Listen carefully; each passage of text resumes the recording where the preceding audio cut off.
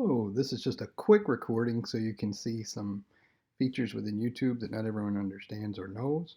So this is some of the controls you have. Obviously your play, you can jump to the end, you can adjust your volume. Those are what most people know. You've got closed captions. This allows you to change your viewing options. But under this little icon here, this is an important one with the settings. And autoplay, that's your decision whether you want it to automatically start when you click on the link.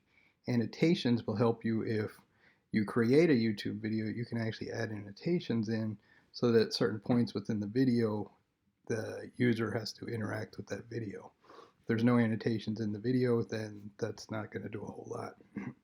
But something that might help you a lot within this is this playback speed. And you can go ahead and you can slow it down or you can speed it up. And I can tell you a lot of the videos. For example, if we play this particular video here, this tutorial. He's talking. So go and check them out. It's a tutorial on YouTube, lasts about 18 Let's get minutes. Started. First, I don't really want to listen to it all that speed, so I can kind of speed it up. Google homepage, come to the 9 dots on the right-hand side. And you can hear that's still pretty reasonable. Until you find slides. Choose slides.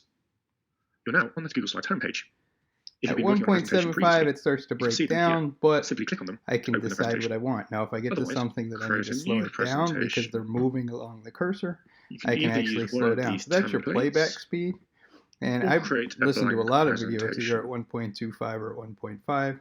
That just shortens this play time down here. And then you slow it down when you actually get to the content that you want to hear.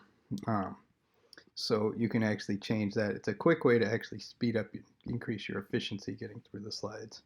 You can turn subtitles on and off. And if you're having trouble with the video playing, you can go in here and you can adjust manually the quality.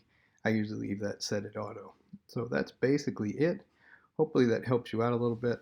And that's just a short way on some of the resources within your settings within YouTube.